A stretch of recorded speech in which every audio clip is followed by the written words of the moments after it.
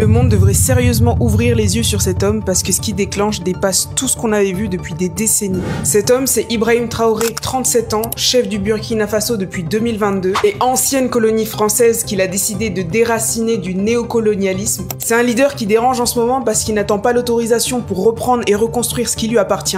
Et dès son arrivée au pouvoir, il a lancé une série de décisions radicales. Il a ordonné l'expulsion de l'armée française, une rupture avec des diplomates occidentaux, des médias étrangers expulsés. Il a supprimé les symboles coloniaux des tribunaux, en commençant par les perruques, des mines d'or récupérées, des routes reconstruites par les Burkinabés formés et équipés. C'est pour ça que son nom dépasse maintenant les frontières du Burkina Faso, parce qu'il commence à résonner à l'échelle du continent. Mais la question qui revient le plus souvent, c'est comment un continent aussi riche peut être encore dépendant des autres. Mais vous savez que l'histoire a déjà connu ce type d'élan. Dans les années 80, Thomas Sankara dirigeait lui aussi le Burkina Faso avec une vision très proche de celle de Traoré. Et devinez quoi, 4 ans plus tard, il est vraiment paix à son âme, et le pire c'est que certains projets qu'il avait lancés ont été annulés, et bizarrement certains contrats étrangers ont refait surface. Les rumeurs affirment que Traoré aurait survécu à plus de 20 tentatives de...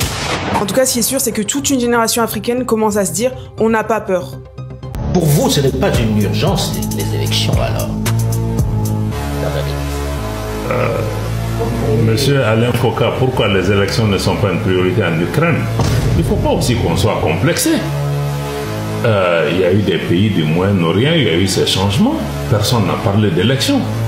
Bon, je pense que nos pays le feront à leur rythme, en fonction des évolutions sur le terrain, dans l'intérêt de nos populations. Nous ne faisons pas pour faire plaisir à X ou Y. Parce que, justement, certains utilisent ces méthodes pour pouvoir reprendre pied dans nos pays. Nos pays le feront en réunissant des conditions pour le faire, mais qu'on sorte quand même de l'hypocrisie, de la politique de 2 poids 2 mesures. C'est vrai que le président Macron posait la question à l'Ukraine, quand est-ce qu'ils vont faire l'élection? Quand ils auront posé cette question, qu'ils nous reviennent aussi, on peut en parler.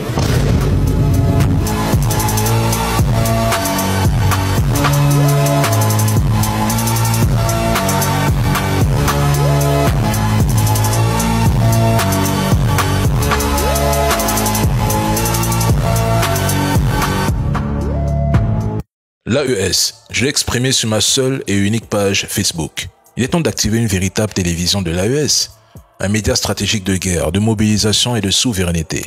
Une voix offensive qui impose le récit et façonne la perception. À chaque victoire des forces armées de l'un des 3 pays, Mali, Burkina, Niger, il faut marquer les esprits par des émissions spéciales en direct, des décryptages par exemple par des experts militaires, des reportages tournés sur le front, des témoignages des soldats et des civils libérés, même des clips de communication. Je le dis parce que le silence tue. Parce que la guerre aujourd'hui se joue aussi sur les écrans, dans les récits, dans les émotions. Sinon, on ne censurerait pas notre sœur Nathalie Yamb. Elle n'a pas une armée ni parti politique. Elle a une bouche et un téléphone et ça fait mal à l'ennemi. Une victoire militaire sans relais médiatique, mais c'est une victoire étouffée. Regardez la France.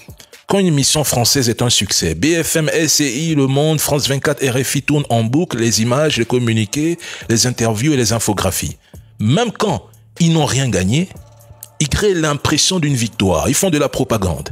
Et quand l'AES avance, ces mêmes médias relaient les voix des ONG pour dénoncer des exactions, des dérapages ou mettre en scène un recul démocratique.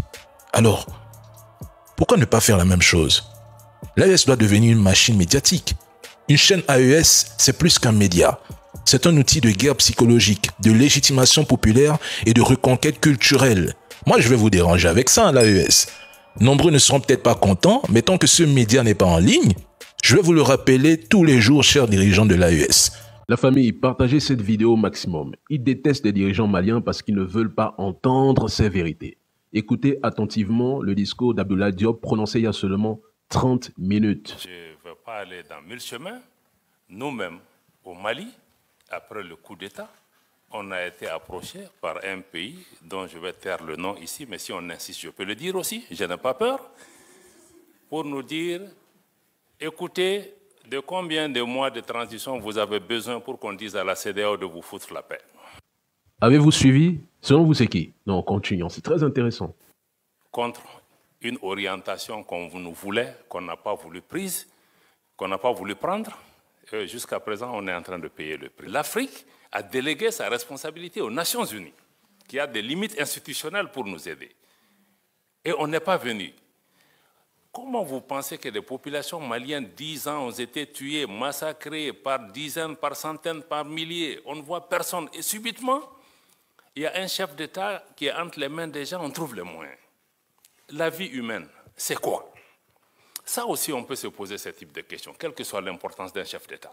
Est-ce que ces populations qui ont été tuées méritaient d'être tuées ou leur vie humaine ne vaut rien?